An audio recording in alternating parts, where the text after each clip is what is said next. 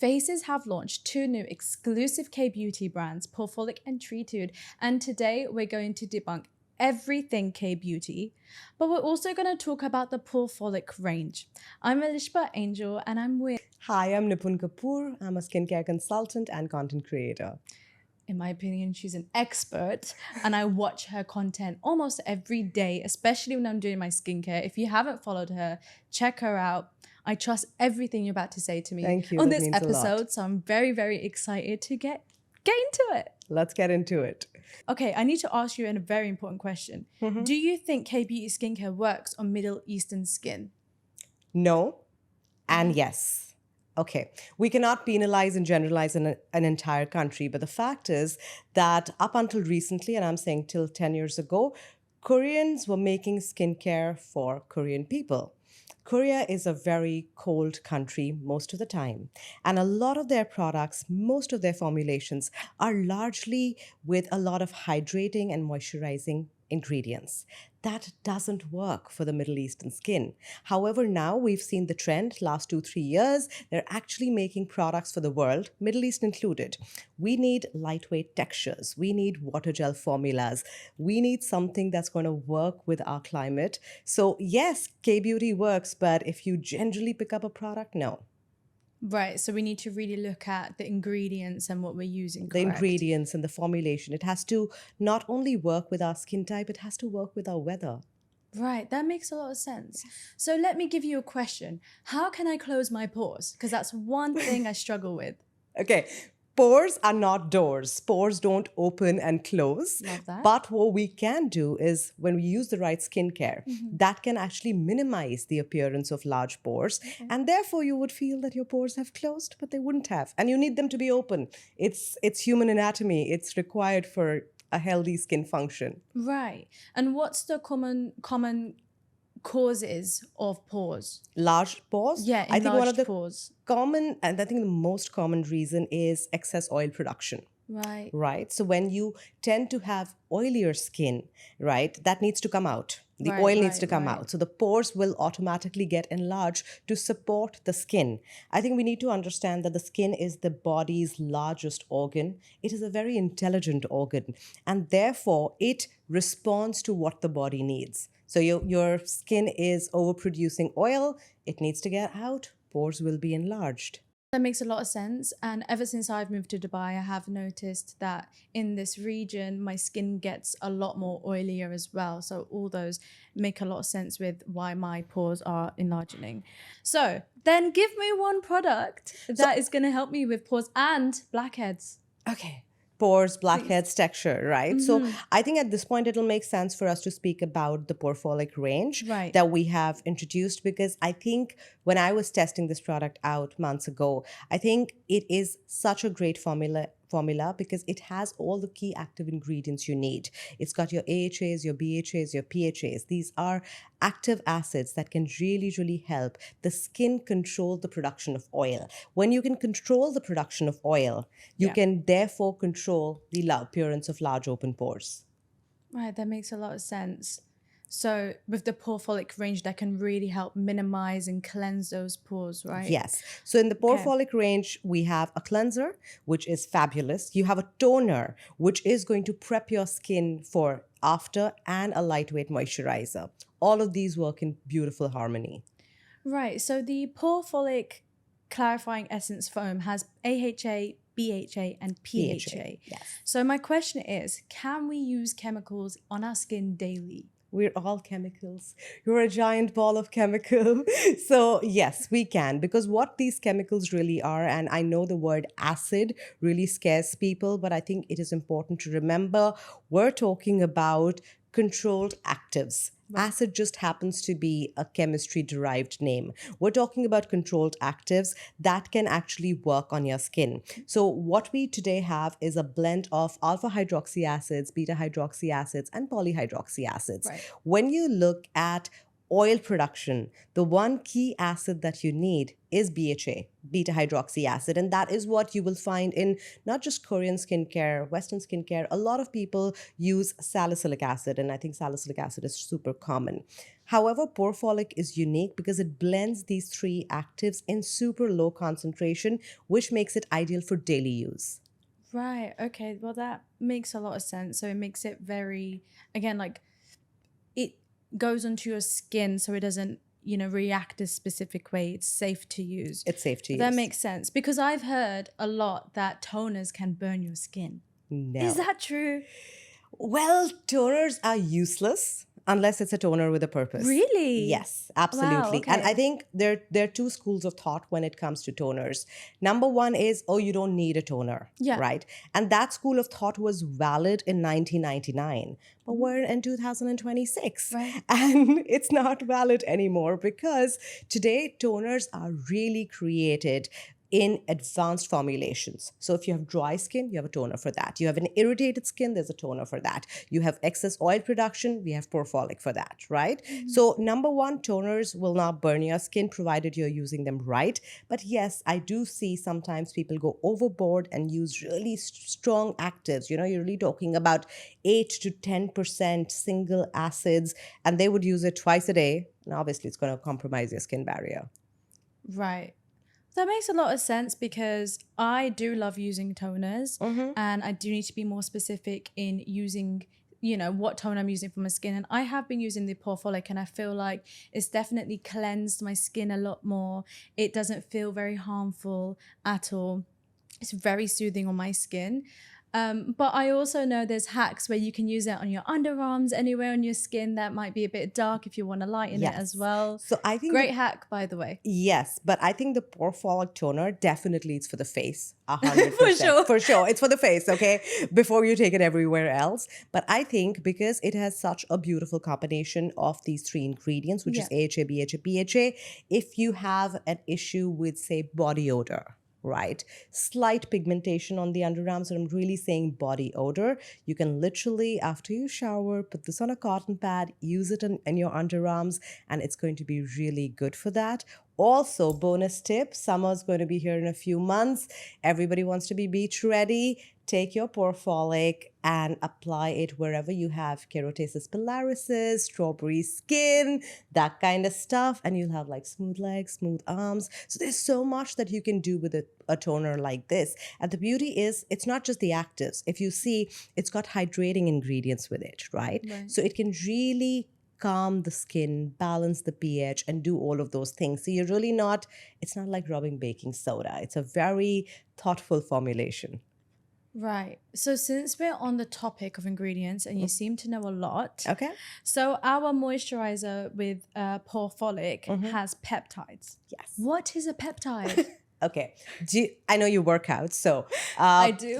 So you work out, and anyone who does, or even if you don't, everyone knows that protein is important for the body, right? Protein is important because it is not just a muscle builder; it's also an energy builder. It just helps your body.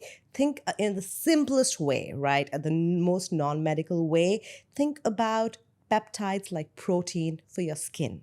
They're skin builders. They help build your collagen, elastin. They help protect your skin. They help improve the hydration levels. They are literally these tiny multitaskers that signal your skin to stay healthy.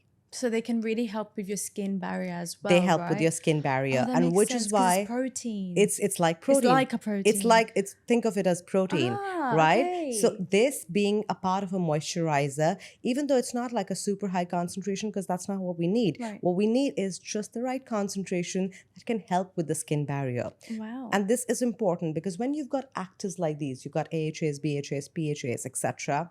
And even though they're in low concentration, we recommend using them daily. Right. You need complementary products that are going to soothe and restore your skin barrier.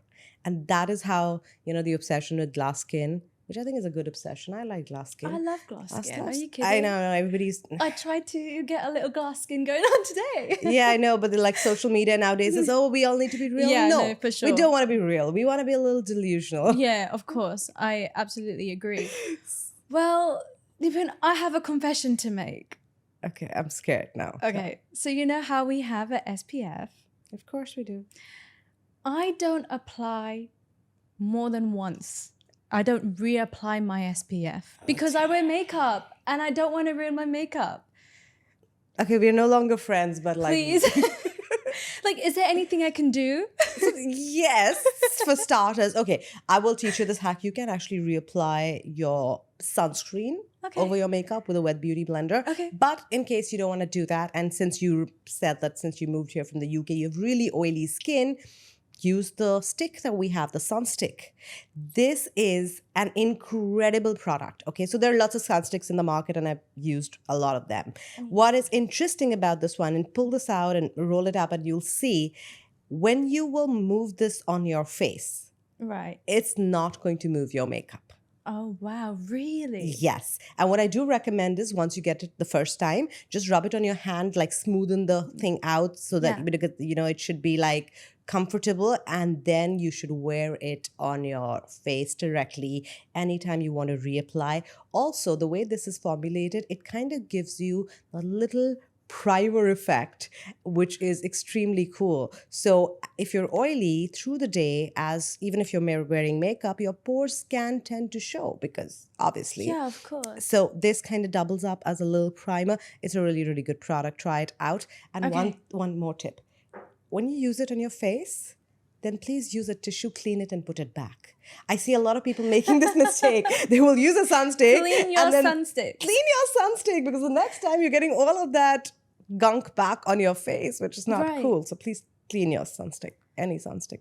Well, I think those are great insights. I'm definitely going to do that from now on, I promise. Yes. And yeah, thank you for letting me know more about this range, or letting us know more about this range, because I've used some of the products already and I absolutely love it. But the sunstick is something that I never know to use. So I think that was very insightful. I think you'll enjoy the sunstick. I think I'm going to like it. I can reapply my sunscreen now. Yeah. I think for me, K-beauty, there's so many K-beauty products.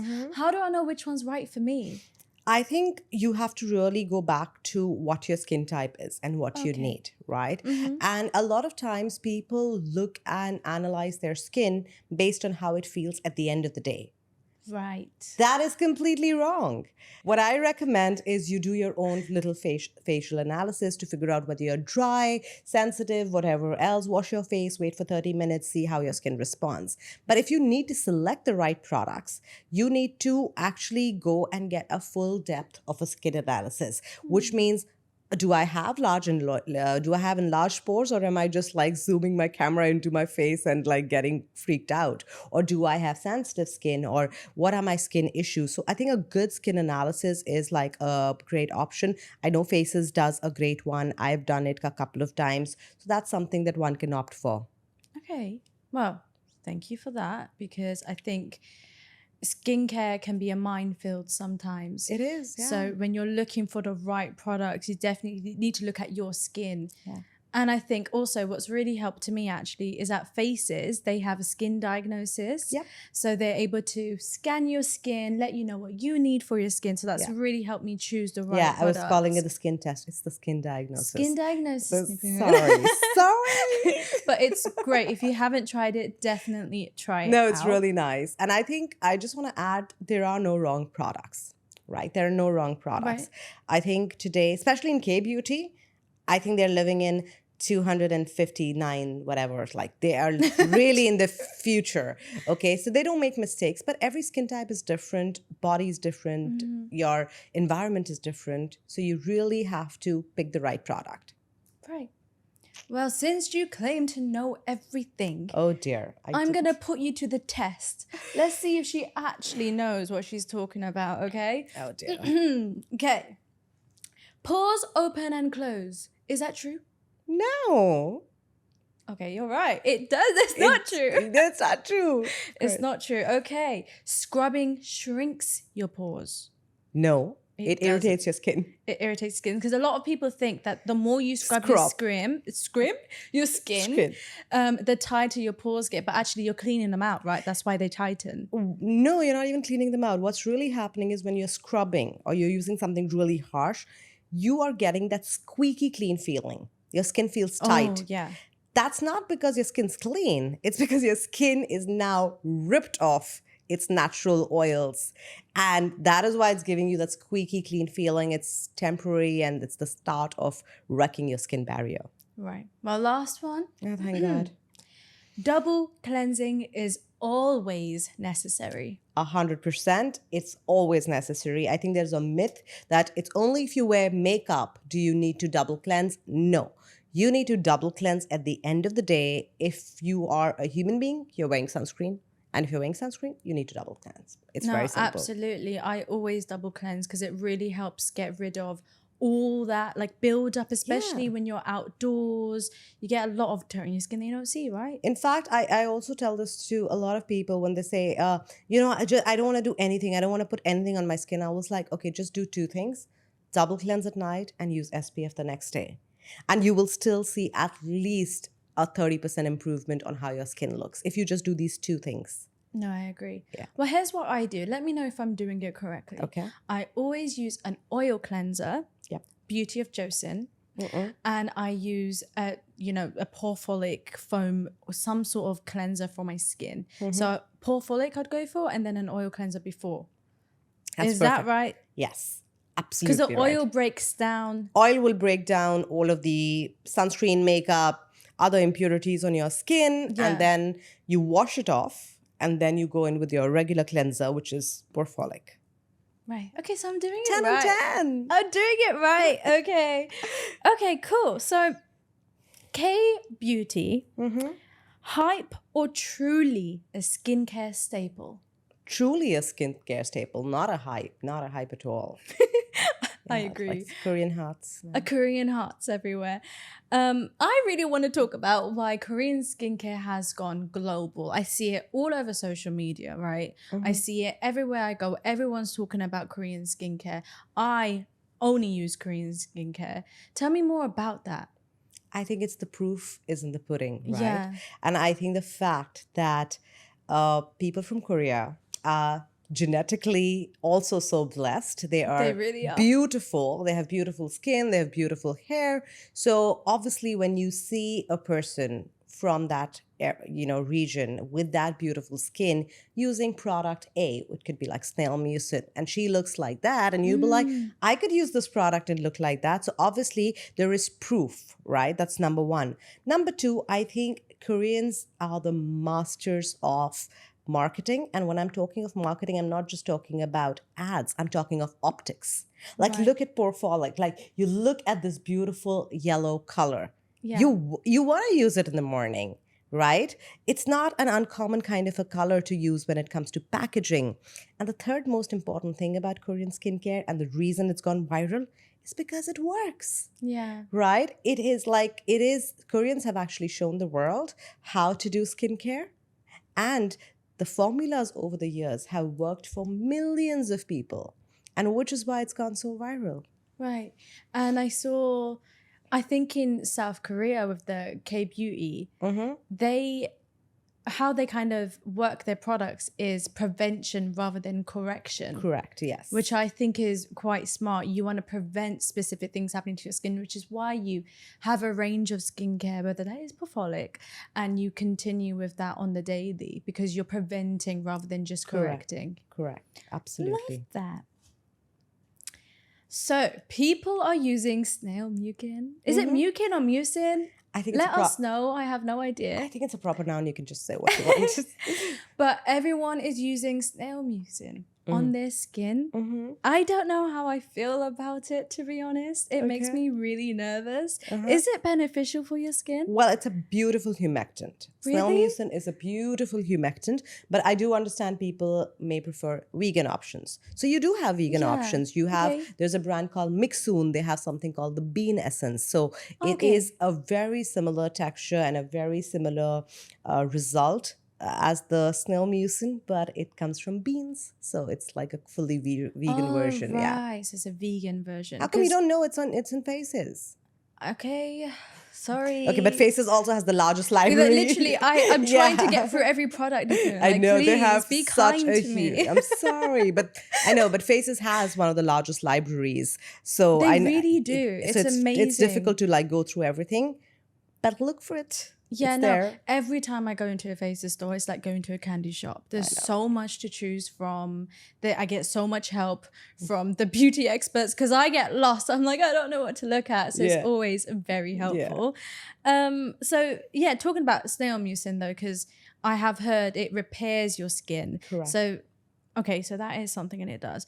So I want to know more about Centella Asiatica. Yes, I couldn't pronounce it. Yes. So what is that?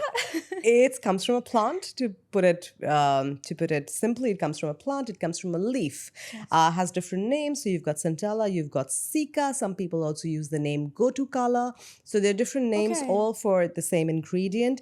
It is, I think, I wouldn't say it's underrated because it's gained a lot of popularity, but it is such a hero because Centella as an ingredient can do so much for your skin. It can calm down inflammation. It can reduce redness. It can help with your skin barrier. It can nourish and protect your skin. It's also an antioxidant. It's like you. It does a lot of things. So it's a fabulous ingredient. And we do have Centella as a part of the Porefolic range as well. I think that's a Treatude range, right? On the gel cream. No, but we also have a few extracts here. Yeah. Oh, that's amazing. Yeah, but Centella is obviously more in Treatude, but I think we have a tiny bit of Centella happening. I love that. Yeah. Okay, well, it's in Treatude too, which we'll get into the next episode, so stay tuned. But actually, a question I have is about fermented ingredients because in Korea, they really go into that, don't they? Mm-hmm. So tell me more about fermented ingredients. So fermented ingredients are ingredients. It could be anything, right? So you can basically take anything and you can ferment it. Milk, oats, rice, whatever else. Mm-hmm. The fact is that when you do the fermentation process with an ingredient, you are helping create good bacteria. That's what fermentation does. You create bacteria, right? Like pizza dough, it's bacteria. You're creating a bunch of good bacteria. Our skin, our microbiome also has thousands of bacteria of all kinds. When these two come together, it helps with your skin's barrier and your skin's microbiome. And it is like when you use fermented ingredients, Alishba, it's like getting an insurance for your skin. Fermented ingredients are not that'll give you that instant glass skin or that glow or no, nothing is going to happen. In fact, you're going to use a fermented ingredient and be like, nothing is happening, but it is working at a deeper level. It's like having, like a year later, you'll be like, oh my God, my skin just looks different. Okay. Fermented ingredients is literally getting health insurance for your skin. Oh my God, I love that. Health insurance for your skin. Yeah. Sign me up. Well, a lot of people also say K-beauty is only for young skin. No. It's not true. No, of course it's not true. It's not true. It's not true. See, skincare is for everyone. Yeah. Okay. Men, women, teenagers, adolescents, everyone. And like I said, today, K-beauty, and when I'm saying today, I'm also referencing the last couple of years. Yeah. K-beauty has come a really long way. We are getting formulations with high-strength retinols, actives, depigmenting ingredients, all of those things that actually help your skin at various stages of life. Right. So I think K-beauty is for all ages, definitely. Oh, that's amazing to know. Well, we have received a ton of questions from our Faces family. Yay! And I love that. Right. A lot of people have a lot of questions for you, the skincare expert. So I'm going to ask you, and I'm quite intrigued to know as well. How often should I exfoliate? I think this is a really good question. Okay. So I'll give you, this answer is going to be answered in two ways. Okay. I'm going to first give you the answer for Porefolic because this is a very unique formulation, the Porefolic toner, okay? You can use it up to even 3 to 4 times a week. That's one. Wow, okay. Because it is, you'll see all this AHA, BHA, PHA, but it is extremely gentle. Oh, amazing. Right? But ideally, you should use it at the nighttime. All exfoliation is for the nighttime. Oh. You don't wear your exfoliant and like go out in the sun in Dubai. No, don't do that. Oh, no, that's not good, is it? That's not good. So all exfoliation is going to be at the nighttime. Porefolic is very uniquely formulated. So you can use it up to 3 to 4 times a week. Other actives, I'm not taking brand names, but if you see a 7%, 8%, 10%, 20%, once a week. not more than once a week, or maybe twice a week if you have a really resilient skin barrier. So that's the answer. Exfoliation up to 2 times a week, with Porefolic maybe 3 to 4 times a week. Amazing. So talking about our Porefolic, can Porefolic be used daily? So as in as a skincare range. I know you mentioned Yes. about, yeah. Yes. So Porefolic can be used daily. You can use the cleanser twice a day. You can use the moisturizer twice a day. The toner is what I would recommend that you use it, like I said, 3, maximum 4 times a week. But everything else is for daily use. Sunstick is definitely for daily use. Oh, Couple of yeah. times a week. I'm gonna a couple start of using times that a day. all the time now. Yes, definitely. Amazing. So we got another question. Can I mix Porefolic with other actives? No. So because we're looking at a range that has AHAs, BHAs, and PHAs, you will not layer on top of this a retinol. Okay, so that's a no-no. So no Right. retinol comes on top of it. No strong vitamin C comes on top of it.